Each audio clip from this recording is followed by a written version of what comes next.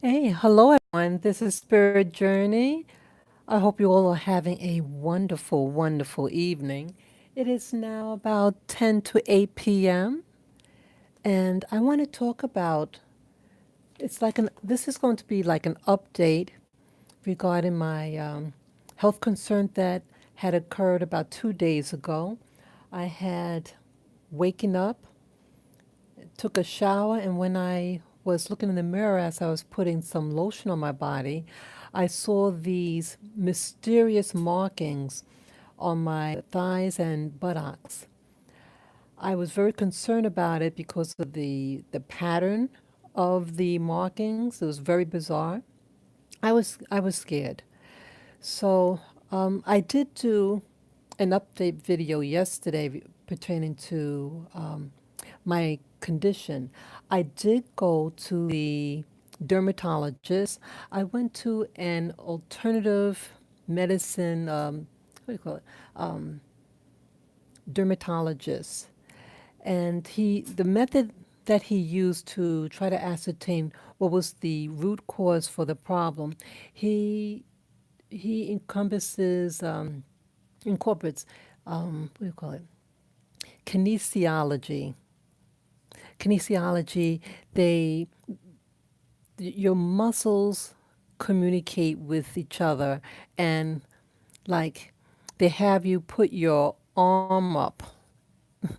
They like you lift up your arm, and he takes the potential problematic substance that might have caused uh, the type of response that I got on my skin, and he places it on the belly, and then he has you lift your arm, and then he presses downward on it. And if the substance is problematic for you, then your arm would drop. You wouldn't be able to hold it up upon his pressing down on the arm. But if it's okay, the substance, then you'll when he presses down on your arm, you will be able to withstand the force on it. And so that's what he did. Yes, hello, viewer, hello. And you can give a shout out, a hello, so I could say hello back. Yeah.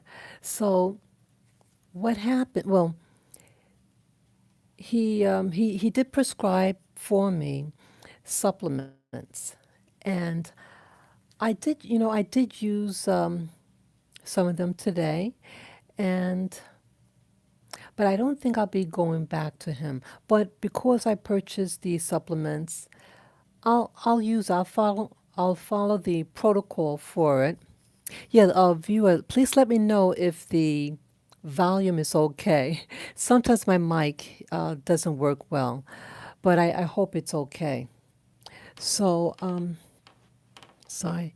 So I did, I did do, I did take the supplements, and then I said to myself, I feel, deep down, I think what really happened to me was stress.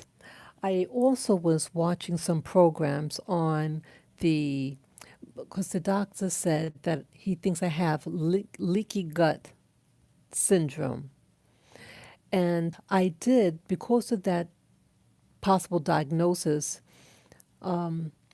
I went to my my primary healthcare practitioner, and I will be making an appointment to see a GI specialist to make sure, to find out. I want something more definitive uh, rather than the sole method that the dermatologist did.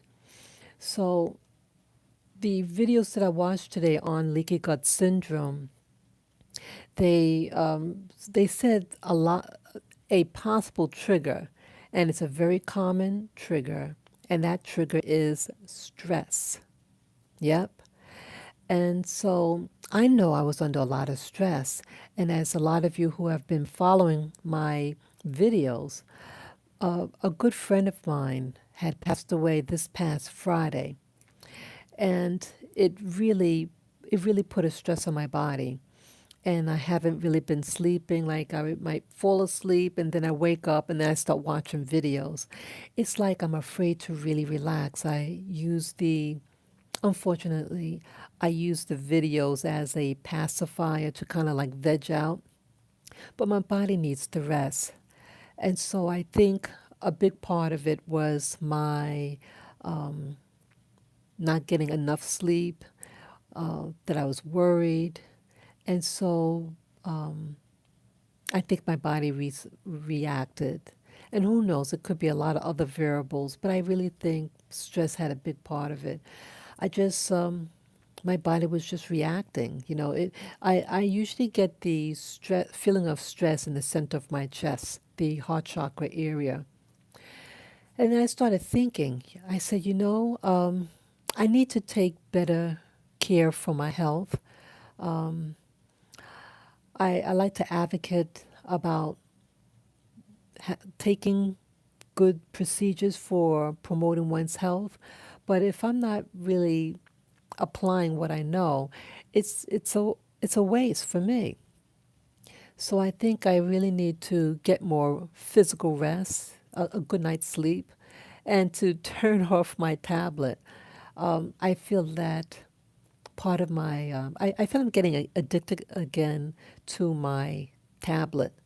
I just can't seem to stop playing videos, and that's not good. So I have to I have to be more disciplined with myself and a little bit more gentle with myself.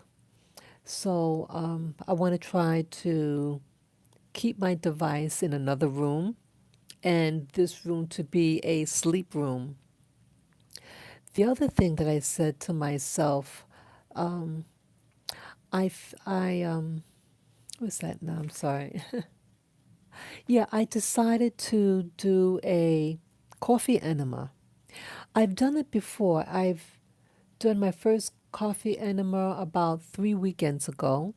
I did it for 2 consecutive weekends. And I felt that my body, if I have that leaky gut syndrome, I need to cleanse out any waste that's in my body. So I said, let me do another coffee enema. And how I did my coffee enema, and I hope I'm not making anyone feel uncomfortable about uh, doing coffee enemas. When I first heard the term coffee enema, I thought it was a joke. But the principle behind using the coffee enema is that when the coffee, and I use organic coffee, when coffee enters into your colon, and especially when you rest on your right hand side, your liver is on the right side. And so the liquid of the coffee enema um, travels up your ascending colon. And being that's on the right hand side as well, the caffeine that's in the coffee stimulates the liver to release its toxins. The liver serves like a filter. And I'm thinking that possibly maybe if I had any toxicity, like the dermatologist was concerned if I might have taken too much of essential oils. I use essential oils in my homemade bar soap. Yes, hello, viewer. Hello, welcome, and you can type in the live chat, and so I know who it is if you like, and so I can give you an official hello. Yes, so I thought to get rid of any excess essential oils that might have been stored in my liver, and anything else. And so I want to just rid of all that backup. And I find also that I need to get more regular, that I may not have a bowel movement every day. I mean, I urinate every day, several times a day, but my bowel movement is very sluggish. It's always been sluggish. And even though I have a primarily a plant-based diet, somehow, I mean, for some reason, I'm still not regular enough. I do eat organic eggs. What else? And I do eat dairy. Outside of that, I eat all vegetables. The doctor that I saw, the dermatologist, said in my case, he heavily suggests that I steam or cook my veggies and that raw vegetables, unless if I blend it, it has to be almost like a slurry, like real liquefied, because he's concerned that the raw vegetables will get trapped in my GI or may even leak through. I'm sorry, to cause irritation to my GI tract.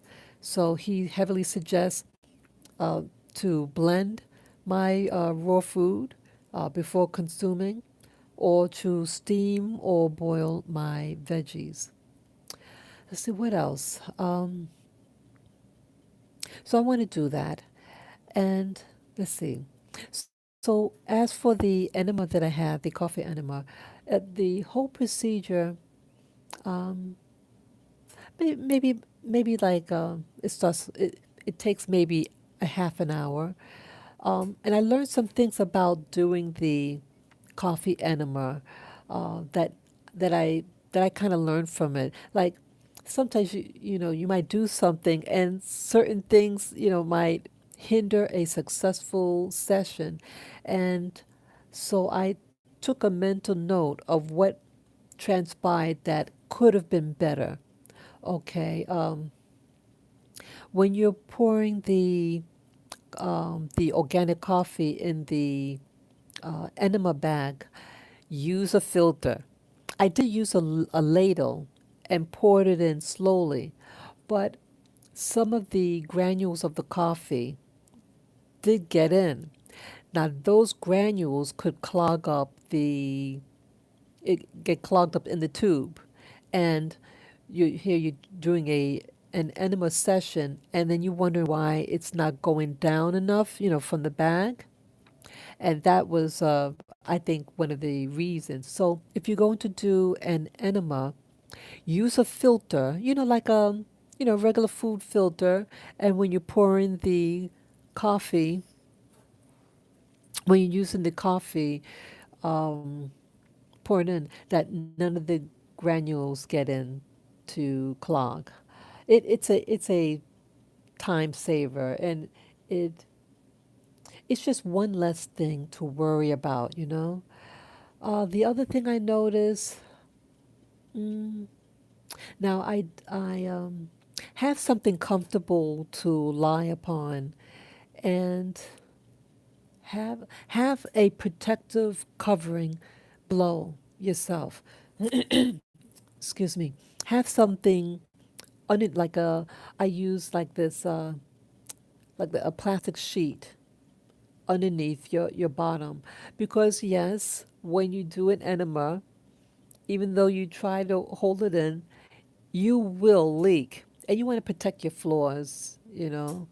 So have a waterproof shield underneath you, so when you do have a leak, you don't um, soil your floor or your carpeting. Um, what else? Let's see. I also, let's see, just prior to the enema, I drank a lot of fluids. Yes, when you do an enema, make sure you're hydrated before the enema. So I did put a pinch of sea salt in my drink, what I was going to drink. And let's see what else. Yeah, and the water that I use filtered water. Some people might use distilled water. Yes, distilled water would definitely leach out a lot of the minerals. So if you do use distilled water, make sure you put electrolytes in the water, like a pinch of sea salt in it, because that's essential. You don't want your body to be robbed of its minerals.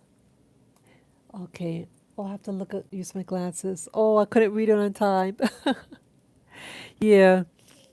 Okay, I missed your comment. Okay. Well, yeah, I'll leave the glasses on in case someone else writes something in the chat. Yeah, I need my glasses to read. So let's see what else. Um, oh, I just lost my train of thought. What was I saying? Oh, yeah. Okay, the protection to use. Okay, have the shield below. Um, if you use distilled water, make sure you put in your drinking water. Make sure you put sea salt in it because your body will be leaching out. Also, I did use this edible clay. It's oh, what's the name? It's this clay, this edible clay. It's in a liquid form. I forget the name, and you pour it in water and you stir it, and then you consume it. This thing leaches out the toxins from that's going to be released when the liver is exposed to the caffeine. It will empty out its toxins, stored toxins in the liver, and then those toxins have to go somewhere. You don't want it floating around in your blood system because what could happen is the toxins could create anxiety and all these weird side effects. So, to eliminate those possible side effects from your body, detoxing and its toxins to go in the blood system, the clay, bentonite, that's the name, bentonite clay. It's in a liquid form, and you added it to your drinking water, stir it up, and you drink it.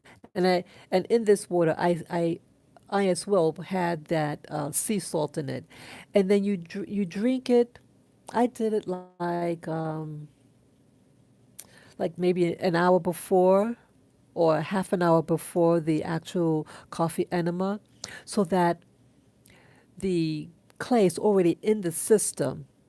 And then when you do the enema and the detox occurs, it has a reserve of that clay in your system to capture the toxins, and then it's expelled out your system.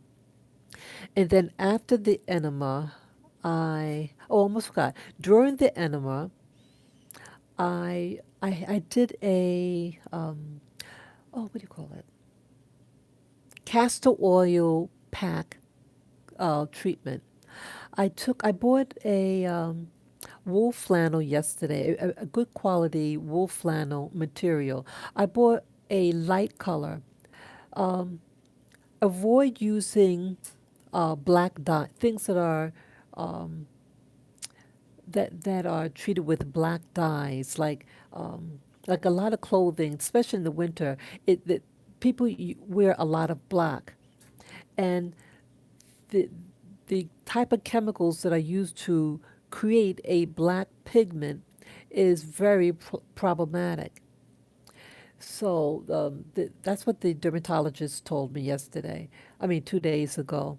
So I knew that if I'm to use a castor oil pack, I wanted the fabric on me to not have heavy dyes. So I got the lighter color. It's less problematic. It was a light brown color that I got. Um, with this cloth, you saturate the cloth, the wool cloth with the castor oil, and then you place that saturated cloth with the um, saturated castor oil on your belly. Okay. And then on top of that, I put like a plastic bag. And then on top of the plastic bag, a heating pad. And so during the process of the enema and with the heating pad with the castor oil pack, It relaxes your belly, and I try to take like deep breaths in and out so that like when I inhale, all the cavities. Oh, I have to. I'm sorry. Um, yeah, I have to hurry up soon. The my battery's running low. So the um, I'm sorry. So the castor oil will relax you and also pull out the toxins from the coffee enema. So the whole process took maybe a little over half an hour, and then you make sure you're right next to the bathroom, and then I had the release, the stool release. Also, make sure like you have like maybe in your sink, um, you could put like in your bathroom sink, you could fill it up with a little water, because after you're done, you're going to soak the knob, I mean the nozzle of the enema, in the water filled with what do you call it? Hydrogen peroxide. Okay, and so that everything is a clean process. Also, maybe have a basin of water, separate from that, to because when you release your bowels, it will come out with force, and it can create a mess. So you have like a cloth, a separate washcloth just for this activity, so that if you need to clean up any sprays of the bowel release, you have that all done, and you be able to, if you leaked on yourself, the cloth, you could clean wipe yourself down. Let's see what else. And then I jumped in the shower, and I shampooed and conditioned my hair. I did like a full body wash. So the shampoo, um, the soap I used was a just a plain liquid soap that doesn't have any essential oils, because again I might have a little bit. Hey, how you doing, Crystal? Good to see you. Oh, okay. Yeah. Yeah, thanks for letting me know, Crystal. Yeah, so when this video uploads, I have to read your comment. Yeah, I'm blind without the glasses. It's hard for me to see, so I made sure I put it on this time, because I did miss one of the messages. That's someone from the chat. Okay, what else now? Um, yeah, so I jumped in the shower. Oh, okay. Thanks, Crystal. Yeah, so I jumped in the shower, and it was very relaxing. And so when you clean yourself inside and also outside, it just, I think, emotionally sets you in a real relaxive state. And again, I think the spots that I have on my body is due to stress. So I think it's a win-win, especially the whole cleansing process. Okay. So that's basically what I learned from this enema procedure. Yeah, make sure you have all the tools, like maybe even getting paper towels so you can wipe up any excess. Also I use coconut oil to insert the tip, to lubricate the tip and your anus area. Okay, so it's a smooth insert. Um, yeah, that's about it. And let's see. So that's that. The other thing that I want to talk about, um, I want to talk about the dental field. Now, a couple of days ago, I had a dental appointment, and the dentist that I went to was someone from the Veterans Administration Hospital, the VA hospital, and this particular dentist, I was very surprised at their mentality. The dentist asked me up front if I flossed and if I used fluoride, and I said no to both. And then he proceeded with the oral exam. And when he looked at my inside my mouth, he saw that my teeth were in very good condition. The doctor shared with me, the dentist with me, well, I have to be honest. When you told me you didn't floss or use fluoride, I said, oh, wow. I bet when I look in her mouth, it's going to be a lot of cavities. I have no cavities. I told the doctor I don't use fluoride because it's a neurotoxin. It's not good for you. And the doctor said that's a myth. That is not true. Could you believe that?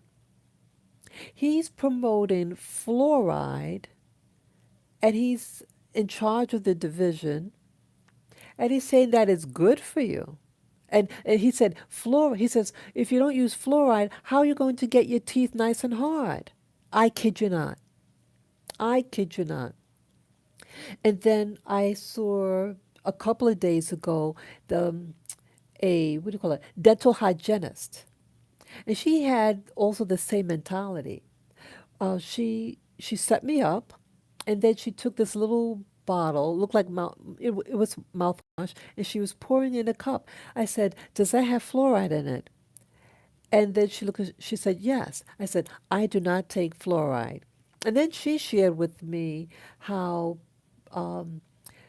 one of the other service people that was being served by her kept on asking, "Is that fluoride? Is that fluoride?" And that he doesn't want fluoride. And I'm thinking to myself, that's a smart guy. Yeah. So I told her, I said, fluoride is a neurotoxin, and that's what that fluoride is the toxin that the Nazis was giving the prisoners to uh, pacify them. It's a neurotoxin. They says, oh, well, I don't believe in things like that. Really.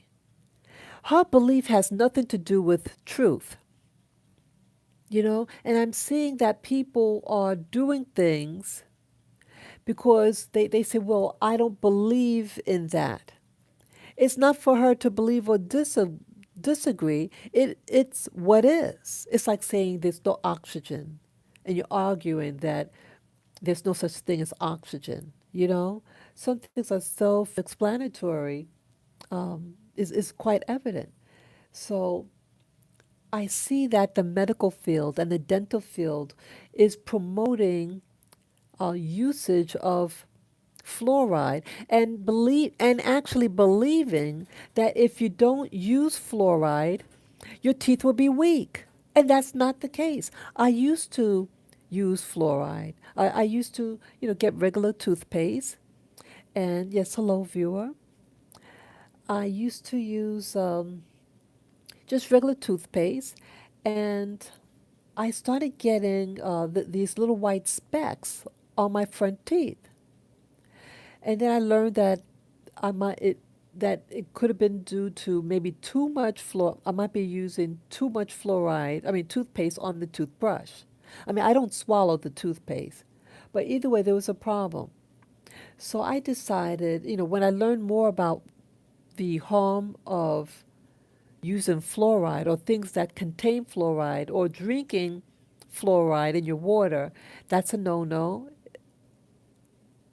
And so it's really a problem. I'm sorry, I missed the comment that someone just wrote in the chat.